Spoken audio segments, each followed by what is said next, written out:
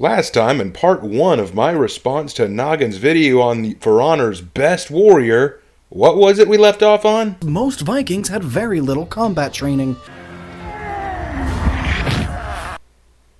Oh. Right. Welcome to part 2.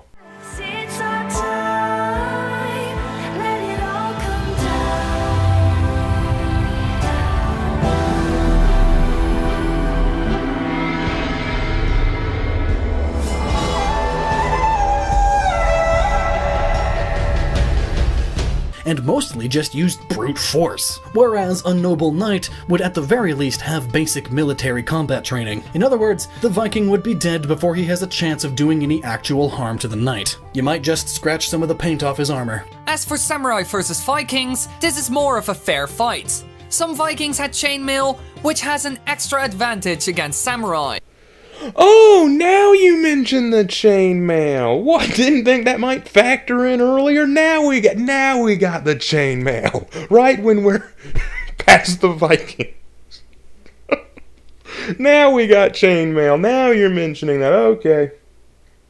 Because you can cut, and the chainmail doesn't care. Chainmail does happen to be weak to stabbing though. But guess what katanas have a problem with doing? You guessed it, stabbing. Okay, now I am totally convinced that you are a weeb, sir, because you apparently think that katana was the only weapon the samurai had. You haven't mentioned any other weapons, like Yari spears and Naginata polearms, dude. They're specialized weapons for stabbing. Come on, like, that's not so hard. The Nobushi carries one. Stabbing weapon right there. Samurai arrows would be a completely different story though. But again, only some Vikings had chainmail, most wore leather, which provides zero katana protection. As for weapons, the Vikings' iron axes and swords would be duller than the katanas, but heavier and less prone to breaking. If the katana were to strike the sword, bye-bye katana. But if the samurai gets a stab or slash in first with his more advanced training, bye-bye Viking. It's all or nothing for the samurai. Oh my gosh, you really do think the katana is the only weapon they had. Okay, firstly, if the katana and the Viking sword clash, the katana would likely chip a little more than the Viking sword, but it wouldn't just break. Why would the Japanese develop a sword so fundamentally weak that it couldn't stand up to a single blow from an enemy? They'd never carry it at that point. They just tossed them all aside and go into battle with wooden weapons like the kanabo. And your whole last few seconds seem to come down to if the Viking has chainmail, Vikings win. If they don't have chainmail, but the katana clashes with the Viking weapon at all, the Viking wins. But because the Viking is not as trained as the samurai has a better chance. I feel like you're really undermining the samurai, and I don't know why. Not only that, but the best sword that the swords that I think you're thinking of in terms of Viking is an Ulfbert, which is a stereotypical sword of the Viking. And it would only be owned by wealthy Vikings, and the steel needed to make them was imported from Persia, because Vikings were actually really good traders, little known fact. And they were also very flexible swords, very well done, very well made, and very useful. So what you're doing is you're comparing one of the best swords the Vikings had, because again, not all Vikings had them, with the literal backup weapon of the samurai. That doesn't strike me as very fair. Thankfully, Vikings did use shields unlike the samurai. But again, katana sweeps to the legs, no more legs for Viking. So in most instances, the samurai beats the Viking. But in the rare case that the Viking has chainmail, the samurai would have a challenge, but still has a chance to come out on top. Okay. Is this a rock, paper, scissors now? Okay, so the Viking has a shield, but if I strike your legs, you're done, right? But what if the Viking is high as balls and he can keep fighting without his leg?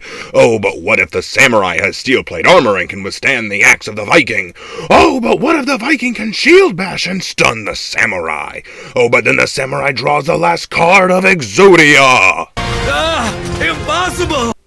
That's what happens when you play the what if game. It'll just keep growing in escalation. Warfare should never come down to a game of what if. It should come down to a game of let's take your best and compare it. Now, some would argue that the much higher training of the samurai would be enough to take out a knight. Knights do have holes in their armor, like this one. To be honest, knights did have very exposed behinds, their butts, thighs, and back of the knee, because otherwise, those poor horses. Poor you sitting on metal. But the samurai and everyone else has those holes too. Except for the Vikings. They didn't have those holes at all because their entire armor was a hole. Yeah, their whole armor, their entire armor was a hole. Oh, except for the gambeson. And the helmet. And the chainmail. And the shield. And pretty much every other aspect of their armor that you completely gloss over. What the fuck? But what if we're talking top-tier samurais? The rare, super-trained, master shogun-level samurais. Ones that in the spur of the moment can pinpoint the exact weak points of an enemy's armor that the enemy is aware of, and so they're defending more.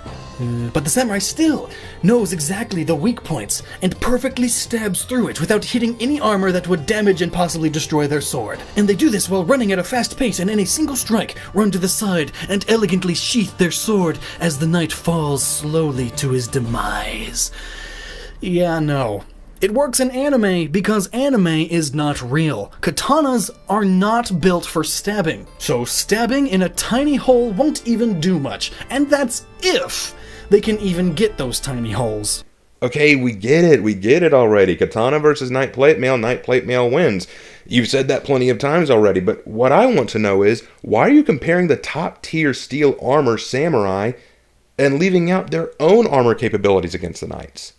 Why are we leaving out the Yari spear and the Naginata polearm, which would have been their primary weapons and very stab-oriented? Why are you leaving out that samurai do know to look for weak spots in armor? Granted, they probably wouldn't be able to find it on a knight in time for it to be effective, but they do that. And why are you leaving out that not all knights had plate mail and some had weaker armor? I mean, you accuse MatPat later of a Japanese bias, like he's biased towards Japan, but is it really so much better to have a bias towards Europe? I mean, neither one is really that good. Look, I'm not saying that the knights would lose. That's not what I'm saying. I still agree that the knights are the superior warrior, which I'll get into, but you're undermining the samurai in a big way. You're taking away some of their weapons. You're taking away their armor abilities. You're taking away a lot of their training and history. Come on, man. Keep all things fair. It really all comes down to technology and experience. Samurai are used to and designed for fighting other samurai and peasants with spears. Their armor and training revolves around deflecting other katanas and parrying spears away, but when up against a knight, it's like a fencer fighting a dude with a broadsword, with better armor, that happens to be sword-proof. Okay, so let's make this clear. Samurai fought in harsh and grueling conditions, both on horseback and on foot. They trained in not only the katana, but also the spear, axe, club, and other exotic weapons. They studied warfare on a fundamental and philosophical level. While I do believe they're inferior to the knights, to make such a brash and unfair comparison is almost criminal. Keep in mind that you bring up technology and experience. In terms of experience, samurai actually have a bit more than the knight in some cases, as with the majority of their history is built on warfare and violence. Samurai are born into samurai clans and trained from childhood. Knights are usually chosen and raised to become knights. Knights were shock troopers and did not make up the bulk of their own armies. They were experienced and well trained, but they don't have the same number of centuries of combat that the samurai did. Plus, you argue that a samurai would lose because they're not used to fighting knights. Okay, but by that token, knights mostly only fought Western warriors too. They've never fought a samurai. What's your point? And then the whole thing about, because samurai never fought knights or any other kind of warrior, they never saw the need to evolve their arsenal. Fighting different kinds of warriors doesn't evolve your arsenal. Fighting in general evolves your arsenal. You learn new ways of war and new armors and weapons through constant warfare. Now, sure, fighting a new kind of culture or people can teach you new things about war very quickly, but that doesn't mean you stop evolving just because you don't fight anyone else. That's just silly. Speaking of swordproof, yeah, as mentioned before, full plate armor can't be cut by traditional means, but it can be bashed in. Hence, the knights fighting knights using maces, flails, and warhammers. Some knights would even grab their swords by the sharp part and use the hilt to strike. Those weapons and techniques are the only effective things to fight against fully plated knights. Samurai do not have many of these, Because they never fought Western knights, only the occasional metal-plated Chinese warrior. I mean, honestly, terracotta warriors have a better chance against the knight, and they are made of clay. They don't even move. Okay, joking aside, I've got to say this at this point. After that statement, I think I'm going to make a bold claim. This video, I think, is worse than MatPat's. Sure, MatPat was disingenuous and he had a clear bias, but now you are actively undermining one side just to make the other side seem obviously superior. Okay, firstly, Samurai did have battle axes and the kanabo, a weapon that's featured in the game, which would be plenty effective against knight armor. But leaving that aside, I'm going to leave that aside and bring up what you just said. A terracotta soldier would be a better match against a knight. You know, I thought at first you were referring to the Chinese soldiers the terracotta soldiers were built to look like. But no, you actually mean the terracotta warrior themselves. Unmoving, made of clay, unable to defend themselves. That's a blatant insult to the samurai and their long history of warfare, and it is disgustingly inappropriate from a historian. I agree that the knight would likely beat the samurai. You are not treating this like a fair or even match. You've dismissed all of the samurai steel armor and other weapons outside of the katana, but have been sure to grant the knight nothing but the finest of plate mail armor and all of their arsenal of swords, shields, and maces. You've discounted the centuries of battle training of the samurai and their warrior class, without addressing that some knights never even saw combat. And true, some samurai never saw combat either, especially in the Edo period, but that's beside the point. Your video is not only a disservice to the samurai and Vikings, but also the knights. Look, if the knights are the superior warrior, why are you undercutting the other two? Let their strongest weapons and arms speak for themselves. That's usually how you want to do these kind of matchups. Don't just say that the samurai next to a knight are the equivalent of terracotta soldiers. Because you already made a comparison. You compared the samurai to a fencer and the knight to a heavily armored warrior with a broadsword. Now you're saying that the samurai are just terracotta clay soldiers. No, that actually makes me a little mad. That actually makes me pretty mad right there. One of the few weapons samurais use that would give them a chance against the knights is the kanobu, an anti-armor war club used to bash in armor. So if every samurai carried this with him, which they didn't, they could smack the knight into the next realm. That is, if they don't miss their first strike. Even the most skilled samurai would be left wide open from a miss with this extremely heavy weapon. Oh, so now you mention the kanabo. Now you mention, okay, but you still discount it as practical because it's extremely heavy and leaves you open.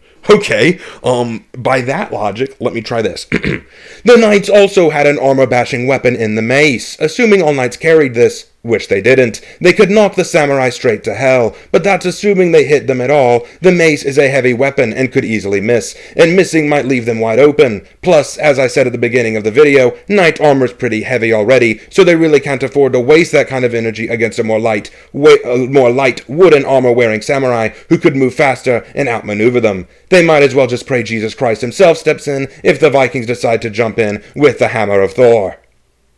At this point, I almost want to say that's a valid criticism, because you've given the samurai wooden armor, and you said that they wear lighter armor, so if they're swinging a mace, which can break through armor, but a mace is a heavy weapon just like the kanabo, couldn't a samurai just dodge out of the way of it, just like a knight could do with a samurai's kanabo?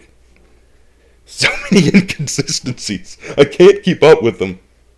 Like, we were thinking about formatting this video as a tally system, and the knights won just about everything. Knights stomp 9 out of 10 times, mainly because they are from the future, relative to the others at least. They had constant technological advancement from constant warfare with enemies that were also constantly improving. It's like a vicious cycle. Samurais also continued to improve their armor until about the 11th to 12th century, when they realized they didn't need to advance anymore because they weren't fighting knights. Let's see, Sengoku Jidai, Guzoku armor, addition of firearms, 1600s.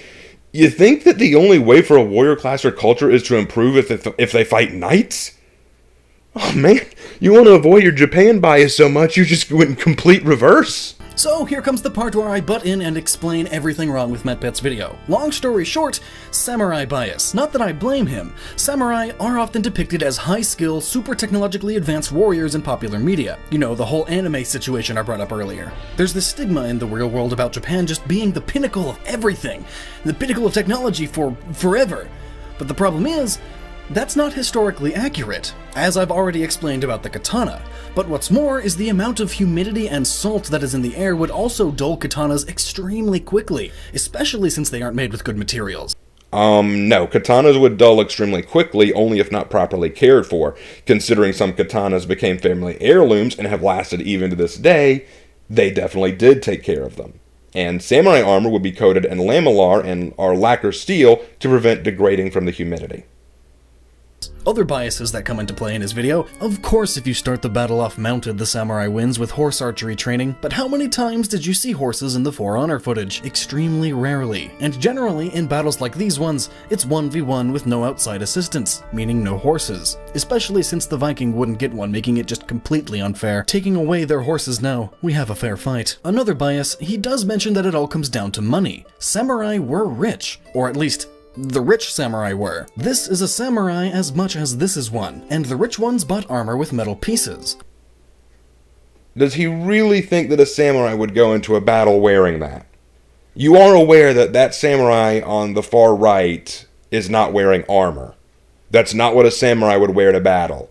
They're just robes, they're just clothes. However, we can't count any of that armor to the left because all of that looks like Edo period armor. And you made it very clear, that kind of armor never existed, because it was made in the 1600s. And samurai never advanced their armor, right? I mean, because they never fought knights. But metal pieces versus metal everything. I wonder which is better. He mentions he's not counting plate armor because most knights didn't have it at the time. And then gives samurai the rare, super expensive stuff reserved for the best samurai. Egads. Said the guy who gave samurai wooden armor and only occasionally metal pieces, but all knights had plate mail, while also discounting the chainmail of the Vikings, until it suited his discussion about Vikings versus samurai. Oh, hi there, Kettle. Name's Pot. Have we met? If we are only going to use the top tier of warriors in their class, then the knights get full plate too. Full plate existed in the 11th century, it just wasn't common. It was reserved for the best knights, generals, and kings. This armor is not accurate to the 11th century. I have never seen any record of that level of plate mail existing at that time. If it did exist, it would have only been reserved for kings. This looks more like a prop or costume style outfit just looking at that shield alone. I mean, that looks like it was made from a prop department. Also, knights have shields, and if we are talking specifically about 11th century knights, or connects, like MatPet wants to, I'm here to introduce the kite shield, the dominant shield of the 11th century, huge and completely arrow-proof, and it could easily damage a katana if a katana were to strike it. And sure, like MatPet wants to, we can go ahead and not count the plate armor that knights did actually have in the 11th century too, giving them only chainmail which protects them from swords but not arrows, and since samurai are amazing at archery, yeah, samurai wins. Until you consider that knights, or connects, didn't wear exclusively chainmail. Do you know how much that would hurt? All the little chain bits pulling out each and every little body hair. Ugh. They wore thick cloth armor underneath, similar to the cloth armor some Vikings wore, which happens to be completely arrow-proof. Oh, now you bring up the Gambison. Now of all times. Can't mention it earlier, but once it's time to denounce MatPet in his video, suddenly we can pull that one out of...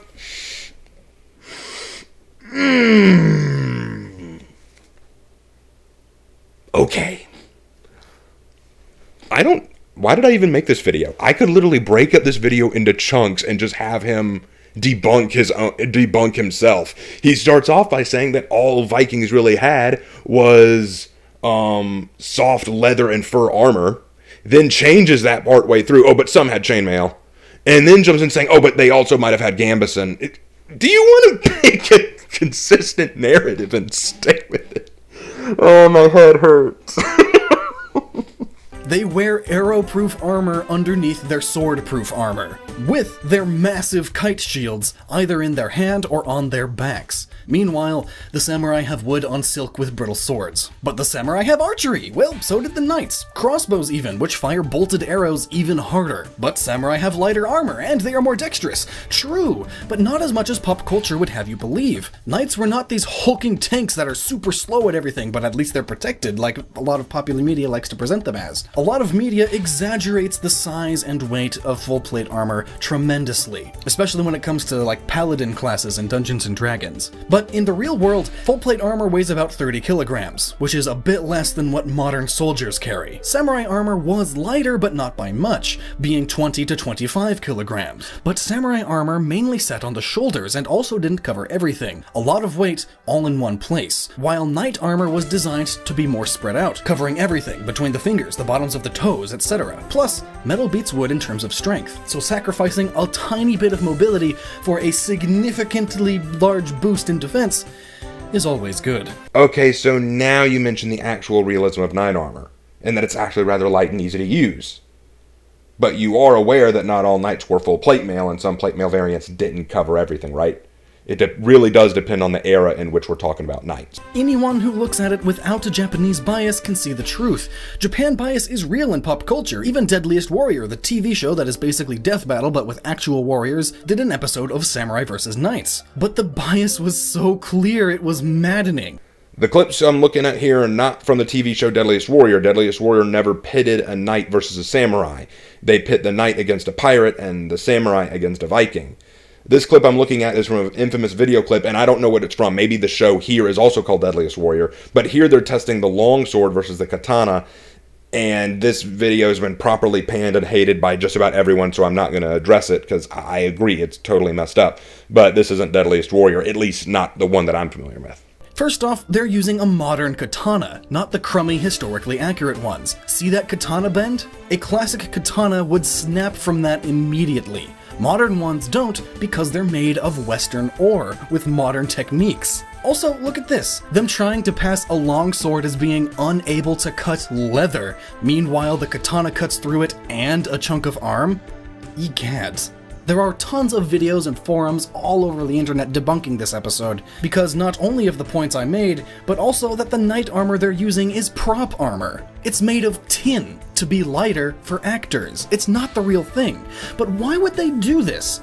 Japan bias. If they said that knights beat samurai, they would receive so much hate from angry weebs. Bad PR everywhere. Just look at Death Battle now. Superman vs. Goku. Anyone with any knowledge on both series knows that Superman wins because mathematically, he is several times better in literally every single category besides interesting character. Okay, this isn't really the reason I'm here, but I'll address it. Superman doesn't beat Goku because of mathematics. He beats Goku because Goku has a single linear story where his powers remain mostly consistent as he levels up.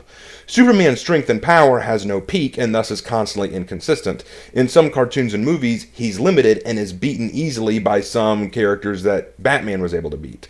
In other movies, he is actually beaten by Batman.